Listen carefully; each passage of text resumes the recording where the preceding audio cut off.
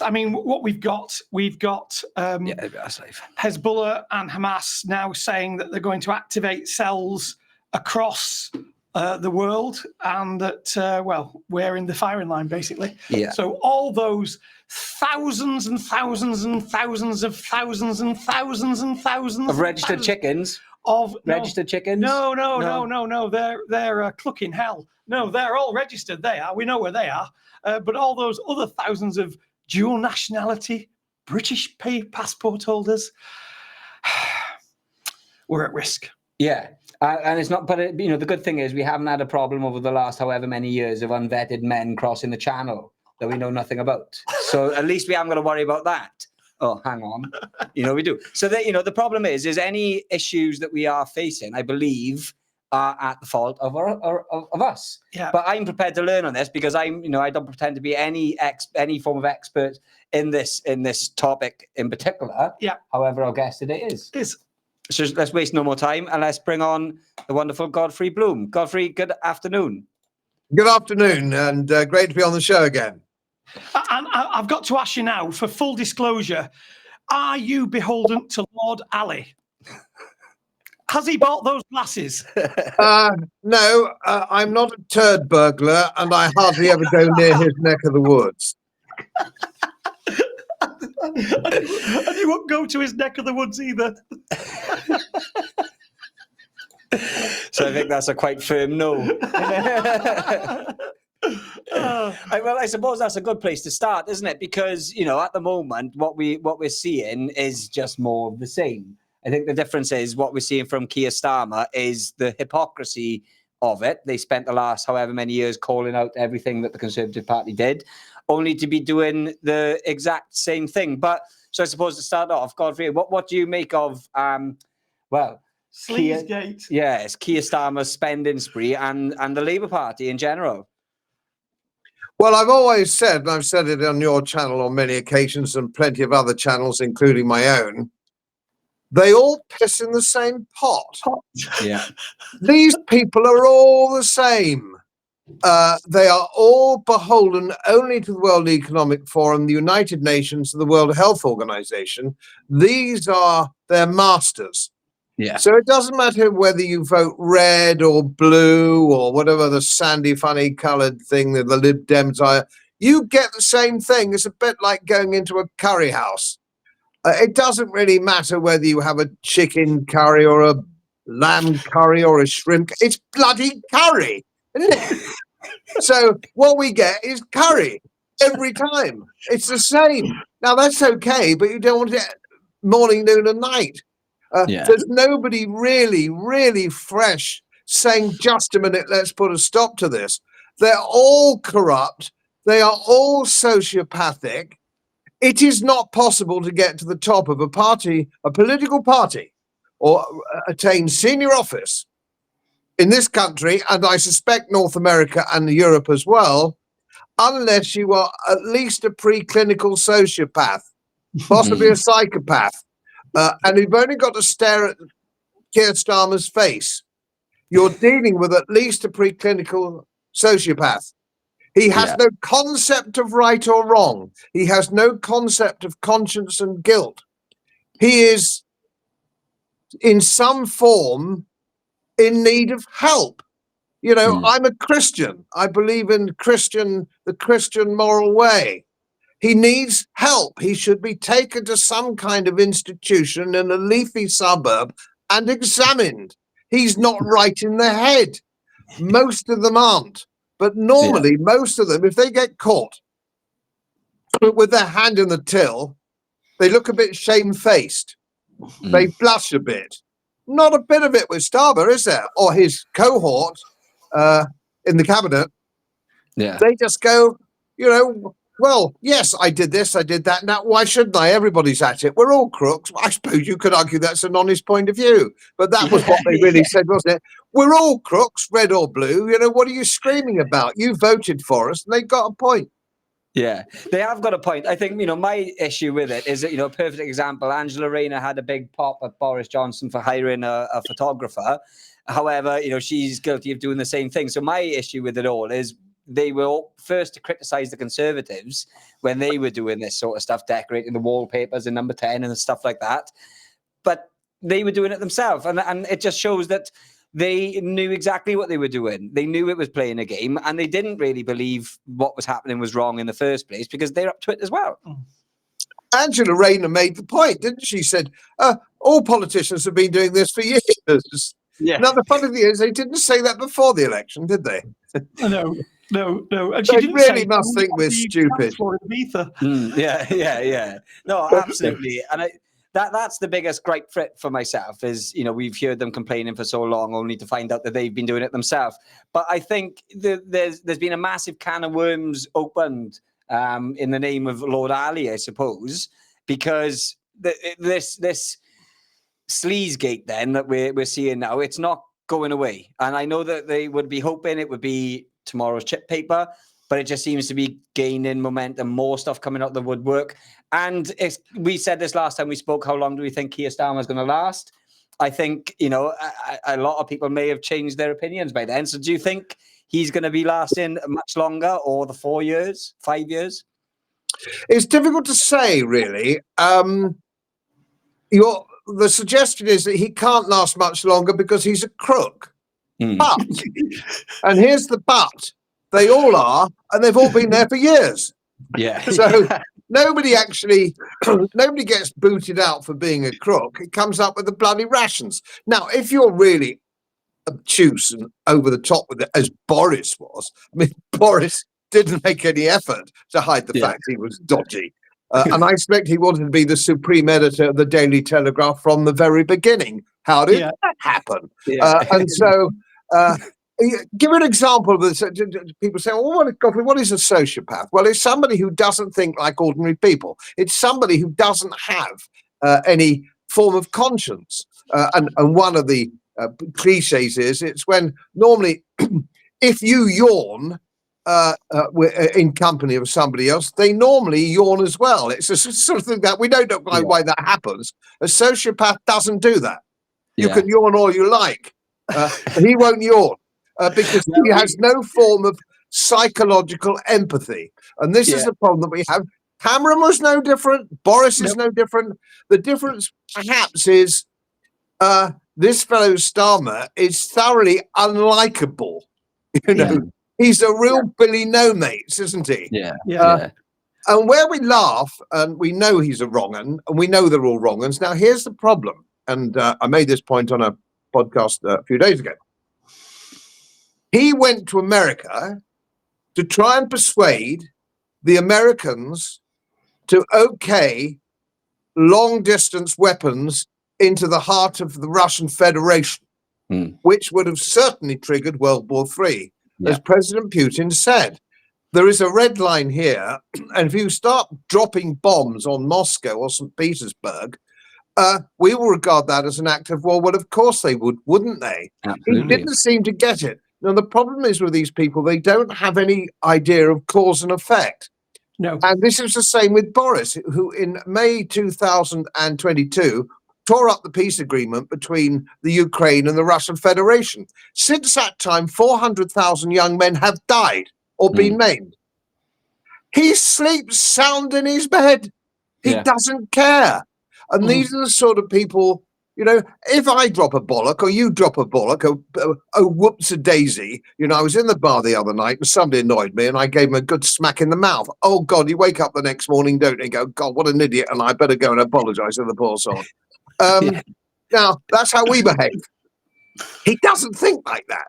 He doesn't think like that. There's no concept of any form of apology, and he doesn't get it. And he's got his finger on the trigger. Yeah. And there are others like him, of course, who are the same in Washington. But even Washington, when he got to Washington, said, bloody hell, this new British Prime Minister's a right barking lunatic. He wants us to drop bombs with British and American weapons on Moscow, guided from the Ukraine by us. Yeah, I mean, he is crackers. And here's the problem, and it's the same with all these fellows in power. He's risking the rest of us. Now, to be brutally frank, I've never given much of a shit about the Middle East. They, you can remember thousands of years, they've always been bashing each other over the head. Same in Africa. Who really gives a shit? But sooner or later, you have to say, just a minute. As in 1914, when we got mixed up in a war between the Austro-Hungarian Empire and Serbia, how did that happen? And suddenly we had 3 million dead and maimed from the British Empire.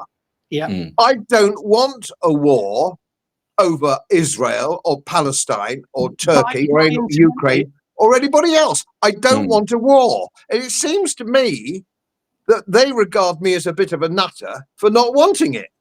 I mean, does anybody watching this show want war with Russia? Yeah. I don't. No. Well, and funnily enough, the Mr. Grey then that signed us into the First World War, there's a certain Mrs. Grey knocking around the Commonwealth and Foreign Relations Office now, isn't there? Yeah, on a rather bigger salary, I fancy, than Amy Gray. And clothing. Yeah, well, I can put, we can do the test of the Keir Starmer not yawning, because we've seen him do a number of speeches lately with a load of people looking at him, and no doubt they were all yawning, and I didn't see him yawn on a single speech. Nope. So I think, we can prove that as fact. But I do have to say, we don't have anything to worry about regarding Russia, Israel, Palestine, because we've got David Lamy. And David Lamy surely is in a position now, and he must be well equipped to be in that position, and he's going to look after us all. I'm guessing that's correct, or am I wrong? Oh no, you're quite right. He's our ace in the hole. He's such a ludicrous figure that he could turn up and say, "We're going to war. We're going to do this. We're going to do that," and they'll go, "Ha, God, you are a card, Lamy. What a card you are. Have another drink. There's a good fella." Yeah. Because he's so patently stupid that he couldn't possibly be taken seriously. And I'm sure even this lunatic Labour Party won't let his fingers lurk anywhere near any red buttons. Well, yeah. I was amazed at when he made the speech in the United Nations about Ukraine, and he managed to turn it round about black people at the point of a gun being carted off into slavery. Yeah. And I'm thinking, but it wasn't us that did it. That was you lot that did it.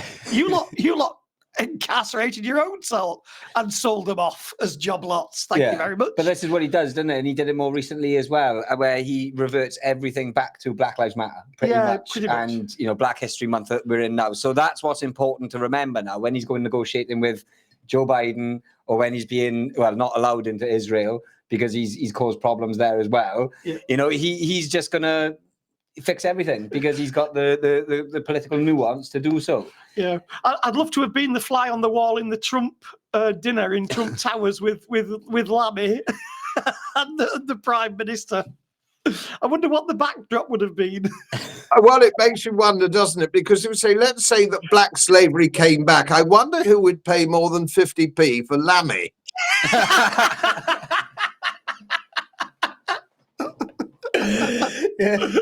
Yeah, I would just to throw tomatoes at him. Just keep him out. Yes. Now let's go on to another psychopath in Israel. And how do you think that we're going to? How can I put it? Extract ourselves whilst at the same time saying that Israel is a democracy surrounded by basically an enemy. Well, I've never seen quite the like of this, I don't think, in my lifetime, born in 1949. The fact where a country, i.e. Israel, which is sort of now run by Zionist zealots, can actually commit on a daily basis genocide of the most appalling kind. They're bombing. 2/3 of the casualties in Gaza are women and children. Now, this can't be right. Now, you could argue backwards and forwards about the rights and wrongs of Palestine and a free state and Israel and expansion. That isn't the point. That isn't the point. The point is killing thousands and thousands with air raids of women and children is wrong. It doesn't matter who you are, what your background is. It's fundamentally wrong. Now, the only people who feel that that's a good idea, and we saw it before in the late 1930s, was people who think they represent the chosen race, the master race. and it's come full circle because these people, the government, the Zionists in Israel, and sadly a very high proportion of the population of Israel, believe themselves to be somehow the super race, and everybody else in the world is somehow beneath them in every way. It's very difficult to negotiate with people who start from that particular perspective. So it is a right-wing Knesset, that's for sure. I think it's more right-wing now than it's ever been, hasn't it? But it's off the Richter scale.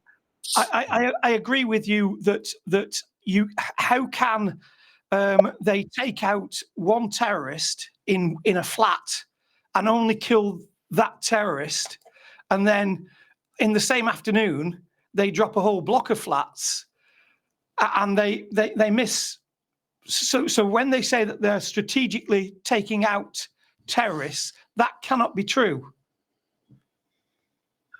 Well, yes. I mean, you can't.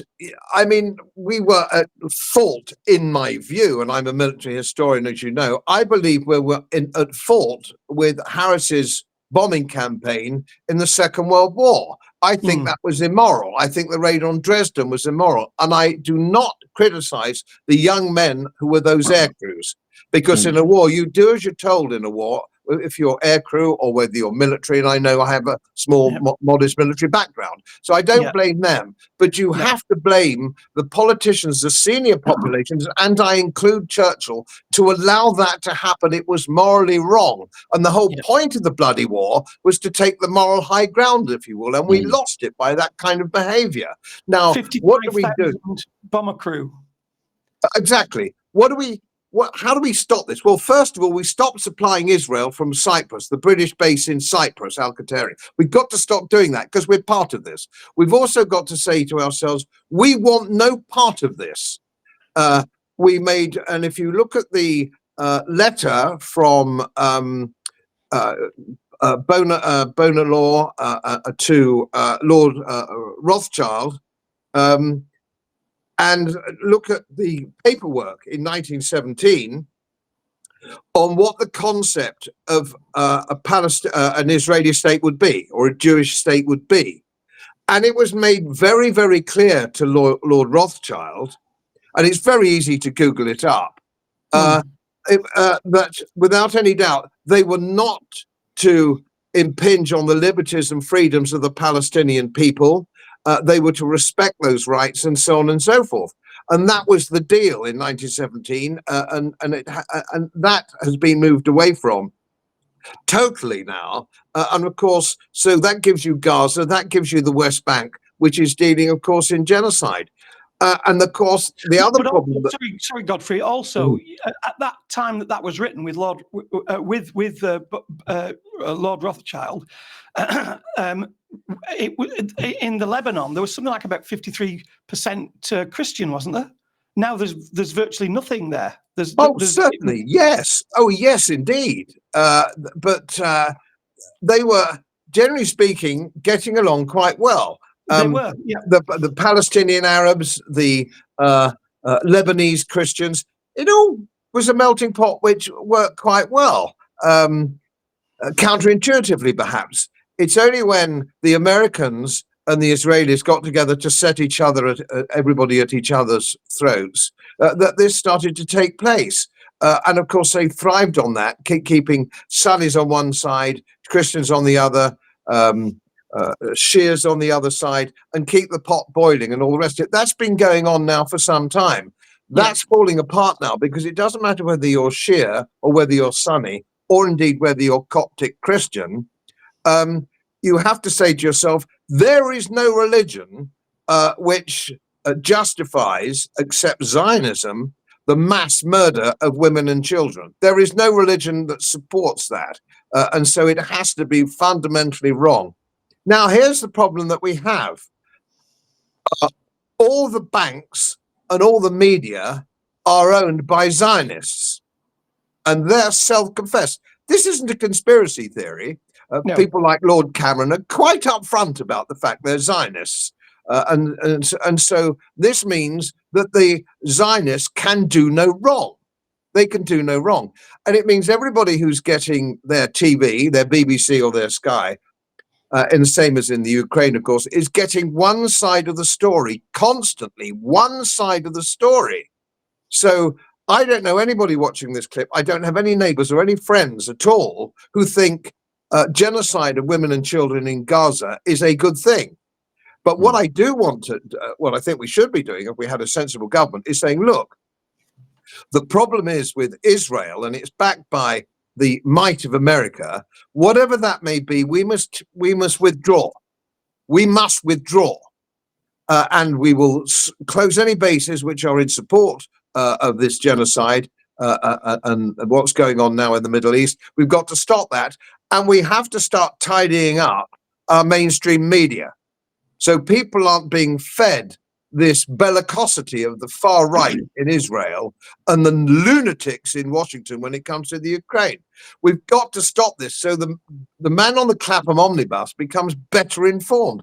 Now, I know a lot of people that watch your channel and my channel are already quite well informed, but 80% of the population watch the BBC, which means they don't know shit from clay. Yeah, quite right. Yeah. Now, I know that you've given Hezbollah and the Shia religion is not a peaceful religion. It just isn't. It's an extreme form of Islam, and they would put to the sword you, me, and anyone else that stands in their way. So I agree with you that there is a right wing Knesset, and having said that, it's 6 of one and half a dozen of the other, as far as I can see. However, you're right with the TV and news and that is completely owned by one side. We saw it instantly, and we've all been used to, when I say we've all, the people watching, yourself and us, we know that the BBC is only going to give one side where the majority of people, and you don't really get to see the direct deletion of the other perspective. Yeah. But we saw it with Ukraine and RT, where it was, we're banning, and it was very public. It did, it was all over the news as well, where they're banning to safeguard another your perspective. free speech. Yeah, to safeguard your free, so you didn't have to fall for any propaganda. Yeah. So we've actually seen that in real time. News outlets that are offering an alternative view openly being cancelled in the whole of the country. Yeah. So you become the Prime Minister of Israel, Godfrey. What would you do now?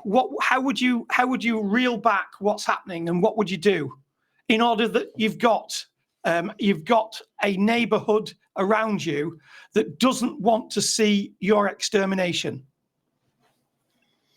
Well, it's a difficult question because it's a bit like the Irishman from Kerry. How would I get to Tipperary? Sure, sorry. Well, I wouldn't start from here. Now, the problem that we have, I wouldn't start from here. The whole concept of an Israel, the whole concept of a Jewish state clearly has been a mistake. If you look at the historical perspective, it's a mistake.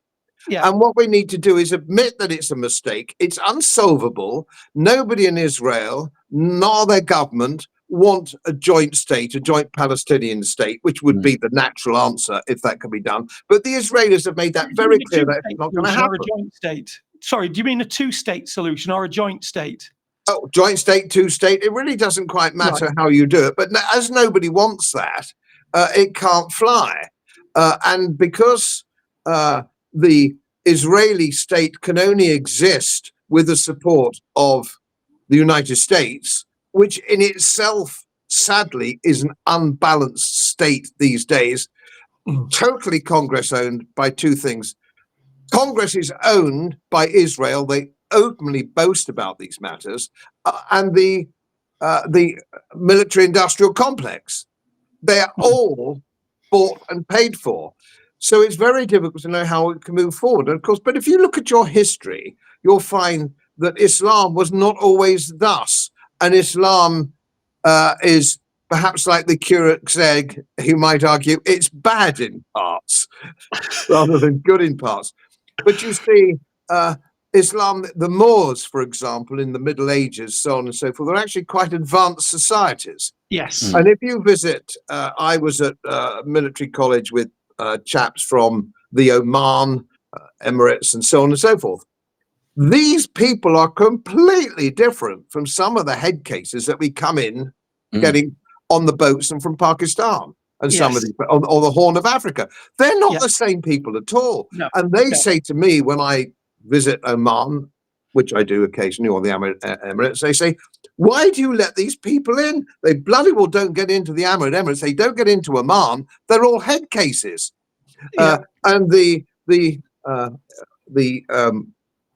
chaps in Oman, they're Muslims and they observe the Muslim faith, but they're perfectly relaxed individuals, and they don't believe in all this bollocks either. They just want to live in peace, make lots of money, and be relaxed. And their families are relaxed. Their children are charming. You know, their wives have plenty to say. Make no mistake, all this business about the wives doing as they say. I tell you what, I've got plenty of friends in Oman. Then the bloody well wife certainly rules the shop at home. And you try and fly her up the back when you're flying first class at the front. And believe me, I've tried that with my wife. You know, it doesn't work. So there is, again, there's Islam and Islam. You know, the Quran is a very big book, as is the Bible. And of course, if you look at the Old Testament, it's full of aggressive, nihilistic mayhem. And if you look at where the Moors were in the Mediterranean basin, for example, in the Middle Ages, we were still burning heretics at the stake. We weren't any better. It's bits and pieces. So you have to take that into consideration, because now we have the problem, the major problem, and you've alluded to it. We have more Muslims in Great Britain than Welshmen. Yeah. Now, some would say that's not a bad thing. But I wouldn't say that. I wouldn't say that, particularly not on this channel. But you see, now we have them, and they are radicalized by definition, otherwise they wouldn't be here. But the newspapers and the media and the banks are owned by pro-Zionists. So you are going to have a clash sooner or later. It has to come to our shores, because we've let this happen. They will fight their battles on our soil, because there are Muslims, there are millions of them here. So it's all going badly wrong, because we mishandled the whole thing from the very beginning. From the very beginning. So the best thing we can do now is to get out of it, abandon our relationship with the United States, which is now poisonous. And I say this as an Atlanticist of old, with friends and family in the United States. And they're all very good people. They're all God-fearing, abiding people. The nutters in Washington and Tel Aviv are beyond the pale. And we have to simply get away from them before we're sucked in, as we were sucked in 1914. Yeah. And the cost that we had to pay. And you might go back to the War of the Spanish Succession. You could go back for many hundreds of years, being dragged into wars which are nothing to do with us. They're not to do with us. I worry about me, my family, my neighbors. In the end, Johnny Foreigner has to go to hell in a handcart. I don't care. I care about me and mine. And I want a government to do that, not a government that seems to care about absolutely everybody else but us.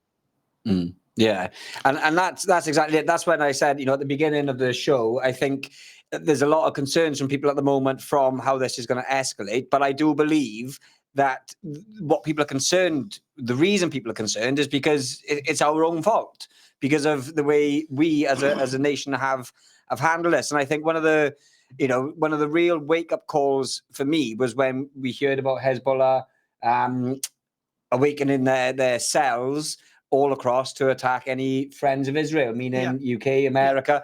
And we do have a problem, don't we, there? Because we've got these people roaming our streets. Some may be known, some you wouldn't know. You wouldn't know at all, because they're coming across undocumented. So there's a real threat on our shores now, isn't there?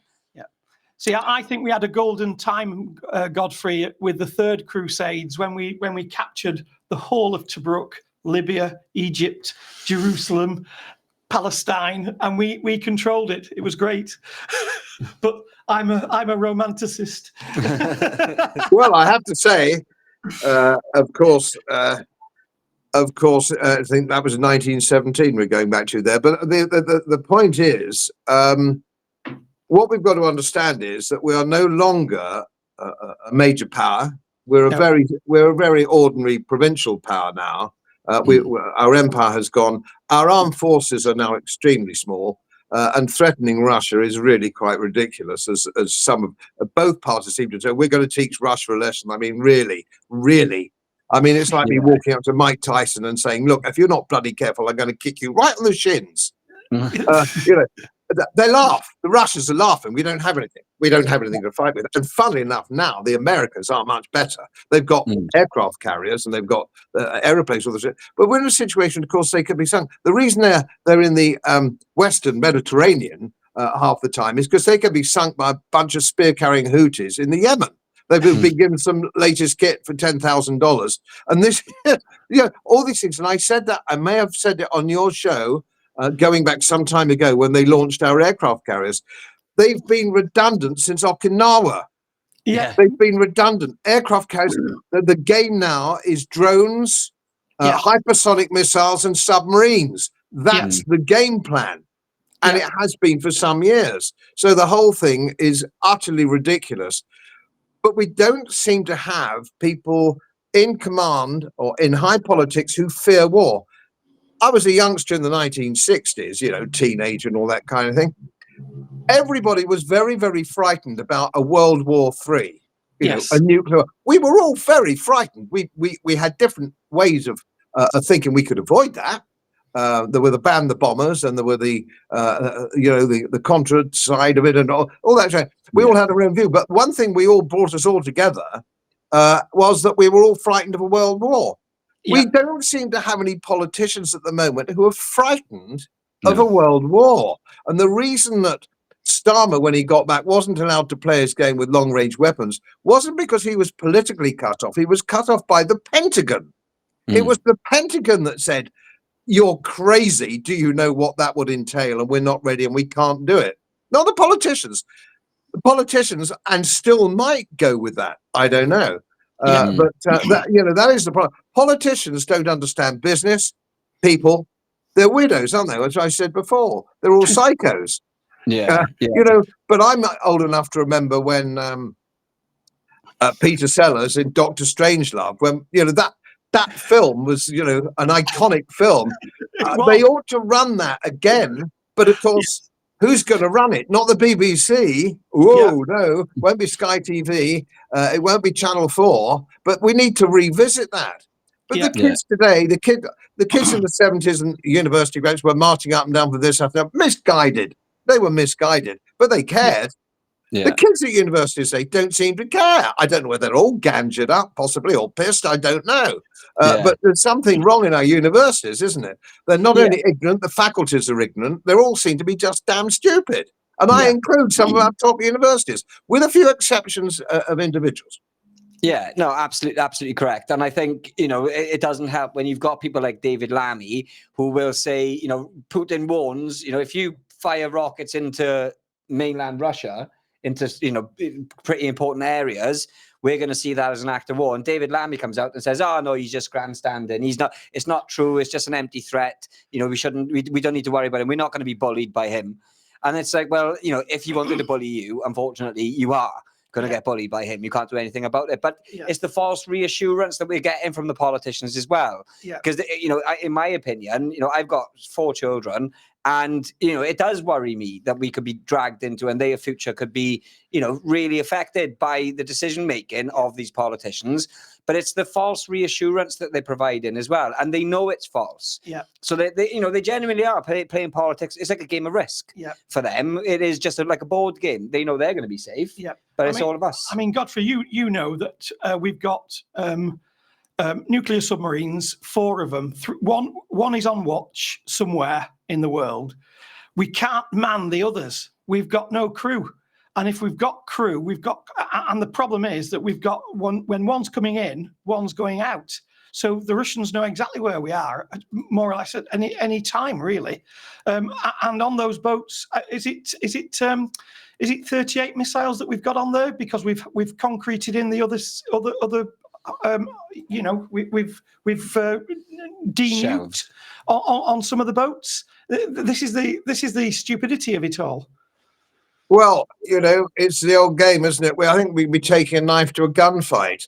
But It would here's the thing. You see, now the Soviet Union is no longer, and that was an evil empire. And I spent time as you did with NATO forces and so on and so forth. Now the Russian Federation isn't the same, and we can't seem to get out of that mindset. The Russian Federation is not the Soviet Union. Yeah. All they want to do is to have a balanced economy, make money, live their lives. They didn't want the Soviet Union. The Russians aren't our natural strategic enemy. In fact, if you look at the Russian Federation, it's our natural strategic ally because it's on the other side of Europe. It's on the other side of Europe. So we all know, and everybody laughs when I say it, the natural enemy, of course, is the bloody French, as it always has been historically. It's the French that are the problem, not Russia. Although actually today, just before you came on, there was a news flash. That's what I was just looking for. Macron has said that in the next 4 years, the EU will be scuppered because it's stagnating. So I wanted to throw that in on the deck. What do you know anything about that, Godfrey? I haven't caught up with that, but of course it was scuppered. Really, it's been scuppered for years, hasn't it? When it stopped being a sort of confederation, a free trade confederation. Well, it was portrayed as a free trade confederation, of course, and it became a super state, or the ambition, of course. And nobody knows better than me. I was out there for 10 years. I'm not a conspiracy theorist. I was bloody well out there in the heart, in the belly of the beast. And the ambition is a super state. The United States of Europe with one anthem, one president, one army, and that's how it is. Even really thicko liberal Democrats are beginning to wake up to that. So that is the game. Now the question is, here again, we will be sucked into all sorts of stuff we don't want. And the trouble is we have politicians who love posturing on the world stage. They love strutting about. They love giving money away in foreign aid. Hundreds of billions for this and billions of pounds for this and the other, because it's not their money. I mean, if you want to know how to spend other people's money, get my wife on the bloody show. Yeah. Oh, I love it. You're quite right. So are you more like Trump in that you want to be Britain first? And bugger everybody else, like Trump wants to be America first, and that's why the arms industry and the war machine over there don't want him elected. Well, the problem is with American politics, just the same as our own. You've got a choice of two, frankly, hopeless cases. But we know Biden and Kamala Harris are sort of really at the intellectual school of Lamy. They must have gone to the same university. You've got Trump, who always has an instant opinion on anything without any research. He doesn't understand things. I mean, tariffs, for example. He talked about tariffs. He's very in favor of tariffs. Well, that's going to punish the Chinese. He says. Well, ask Trump who pays the tariff then. It's the American citizen when he buys a Chinese car or Chinese products or Chinese anything. It's the punter who pays, not the Chinese. They don't pay. The punter buying the product pays when it comes to tariffs. So tariffs don't work. And what he sort of teeters on sometimes, but never quite finishes it, which is what I'd like to see. I'd like him to go back to sort of 1776 and start thinking about the America that was envisaged by George Washington. Take every single American serviceman, of which there are 200,000 overseas, 800 military bases overseas, and take them back to America. That's what he wants to do, because America has no business elsewhere. They've got to pull in their horns and say, right, okay, we're trillions and trillions and trillions in debt. And if you think it's only 32 trillion, you're not done your homework. It's a lot more than that. If they want to make America great again, don't have a single bloody American living abroad. Soldiers, anybody else, bring them all back and get on with re-establishing your own, which was the idea if 1776. That was the idea of the founding fathers. Yeah. And of course, it disappeared, and historians will argue with this. I would argue it disappeared in 1860 when the southern states said, we don't want to be part of the United States, and we don't want to be governed by Washington. We want to run ourselves in a confederation, and that was the Confederacy. And of Yes. course, but it's been wonderfully spun since 1864 that the war was about slavery. You wouldn't Yeah. believe how many people believe that, in spite of all the evidence and just reading Abraham Lincoln's speeches. But of course, if you talk to the average school teacher who teaches history, they did the Lamy course. Yeah. They're morons. And so I hope you haven't consequently, we have a generation of kids growing up with absolutely no understanding of history whatsoever. I only hope you've only read one of his speeches, the Gettysburg Address, because all the others are bloody boring. But it's funny, isn't it, that and you're quite right. They're ripping down the statues of Robert E. Lee and others, and they're saying that they're doing it for Black Lives Matter and the emancipation of slavery, and it was nothing to do with that. In fact, actually, most of the generals went to West Point, didn't they? Beforehand. Certainly Robert E. Lee, the reason he sided with the South was because his state, which was his primary loyalty, was Virginia, and that's why he sided with the South, and that's what happened. But of course, if you read the speeches of Lincoln, and there's a book called Thomas de Lorenzo on the real Lincoln, and I commend it to all your viewers, and find out what the war was really about. And the war was really about tariffs in the North and the manufacturing industries, tariffs, and in the South it was an agricultural economy, and it wasn't they wanted free trade. That's why it started, nothing to do with bloody slavery. It's mad, isn't it? But this is what they do. They will paint a false history, and children growing up are going to learn that. And as we said in George Orwell, if a lie is repeated enough time, the lie then becomes the truth. Yeah. And this is what I fear is happening, because we did a little test not so long ago, and it was, if your children are in school now, ask them if they know the Lord's Prayer, and they didn't. Children don't know the Lord's Prayer, so it does show there's a clear shift in direction to where our country's going. And I do think that David Lamy, Kamala Harris, Joe Biden, they're not the brightest, but I think what they're doing is intentional. I think they're intentionally playing this dumb card, but ultimately it is what they want. David Lamy does want to push war. Well, I think that Godfrey's right, because this ultimately goes down to who's in control. Yeah, Westminster or Davos, as Starmer famously said, Davos. I agree with you, and of course, all of the men who died in the American Civil War were fighting for their own states, weren't they? And Commonwealths. They weren't fighting for the North versus the South. It was literally, I'm a Kentuckian, I'm a Virginian, I'm a Texan, I'm a whatever. Well, certainly their first loyalty was to their state, and that was good reflected with Robert E. Lee. It was a state. And even if you go now to the United States and pick up any newspaper, you'll find it's about what's going on in the state. You will not find a single American Joe Sixpack who could point to Ukraine on a map. Not one. Not a bloody clue. In fact, if you went into Kansas and asked somebody to point out Michigan, they couldn't do it. No. It is the most ill-educated electorate in the world, which means that they're so easily manipulated. And this is the problem we have. Ours are going that way. Our electorate is going that way. I'm a graduate of the Royal College of Defence Studies and various other military background and stuff, and geopolitical backgrounds. The man in the pub who's read this morning's Daily Express believes he's my equal.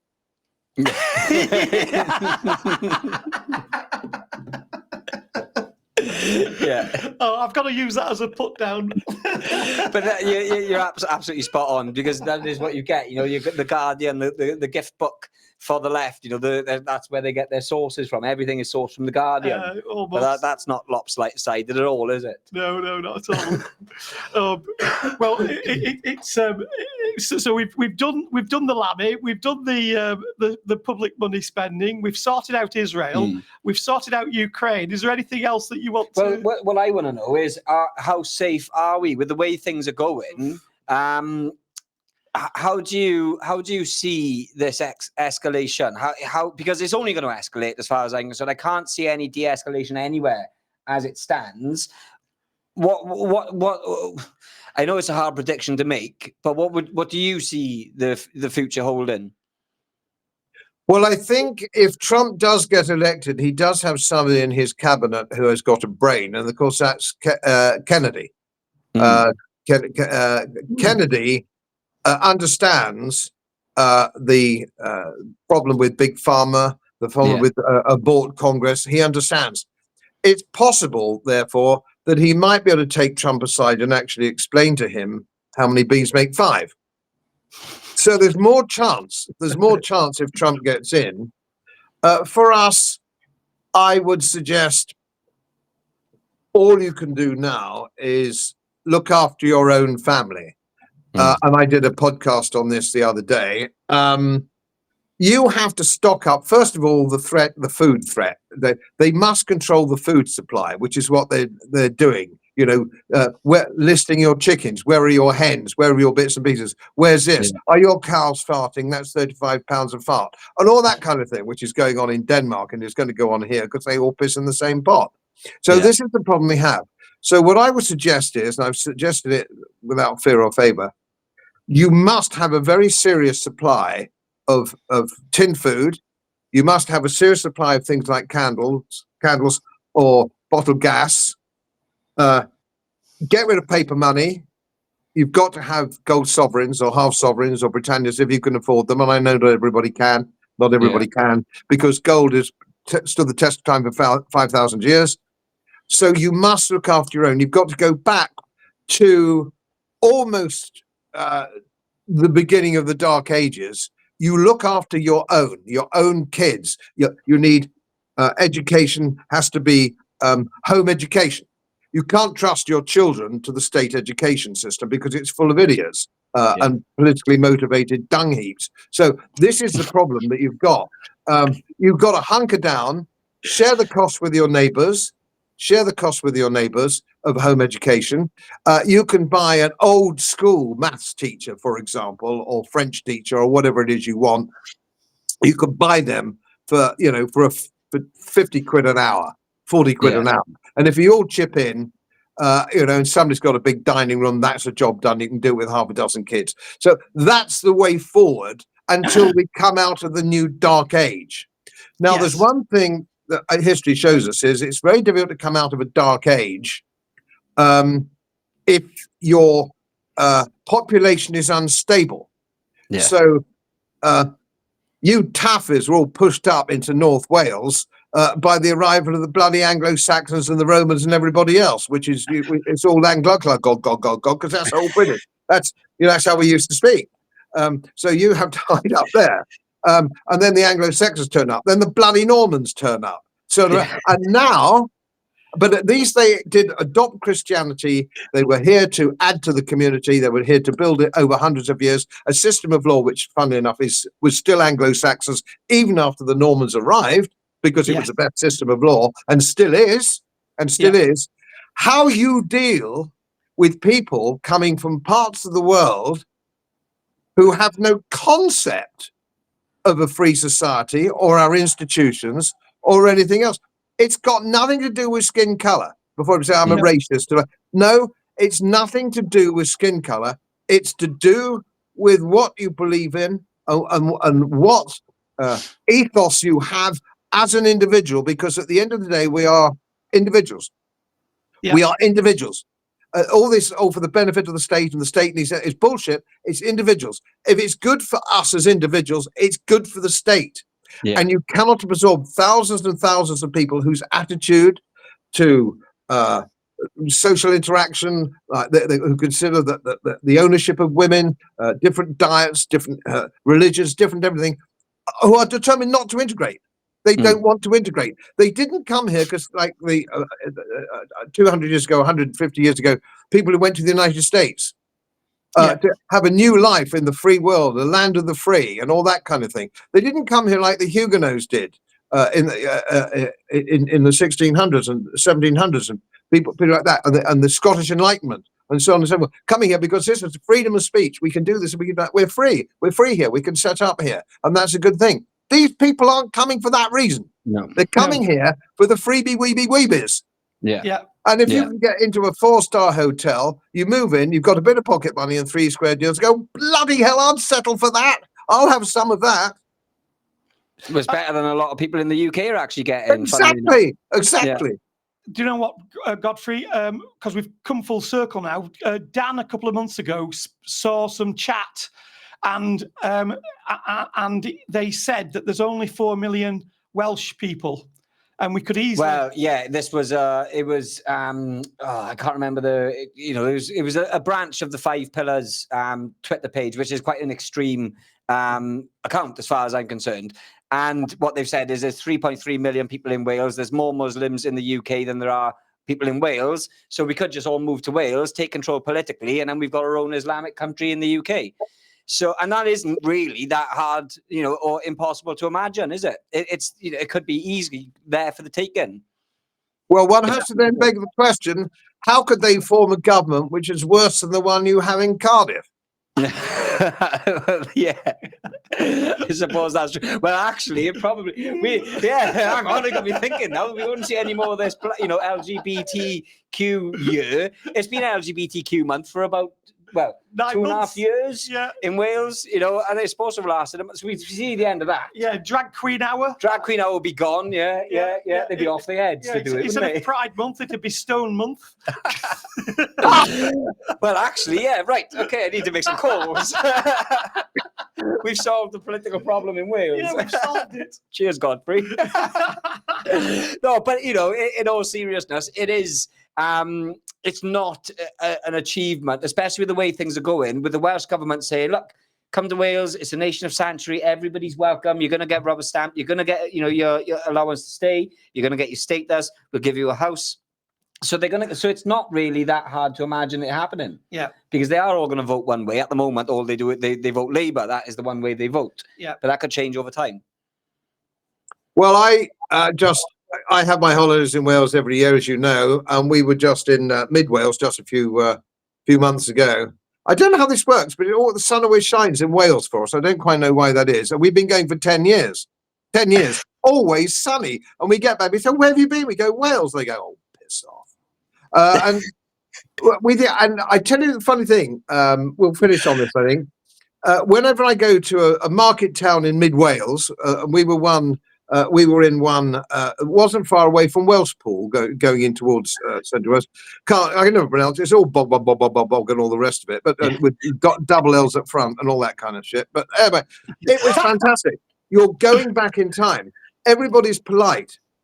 It's a charming part of the world. The scenery is magnificent, and which is why we go to Wales every year. It's the Pembrokeshire Coastal Path next year for us. We're going to have 2 weeks in Wales. 2 weeks next year. Wales is an extremely civilized place if you stay out of Cardiff. I think what Wales needs is mid Wales and North Wales to get together, and then form a separate government, yourselves up there. And trouble is, then all the Englishmen would move in, wouldn't they? Yeah. Well, no, they're all moving out because it's 200 times the amount on council tax now. Yeah, getting charged extra if you're English. It is. But the next time you come, tell us when your dates are, and then we'll have a holiday in mid Wales as well. Yeah, you'll get the sunshine. Yeah, absolutely. And it's, I think you're right. And the places that you've mentioned Brecon before, and how lovely it is as a place. But the cities, Cardiff, you said Swansea. Swansea's awful now. The people are rude and ignorant. It seems to be the South Wales, Swansea, Cardiff isn't so good. But the further west and central north that you go, it seems to be better. And it's amazing because in South Wales, wherever you are, it's usually a headline in the Wales Online, and it says something like Swansea man Oh, Swansea man, Turkey, Al Turkey, convicted of, yeah.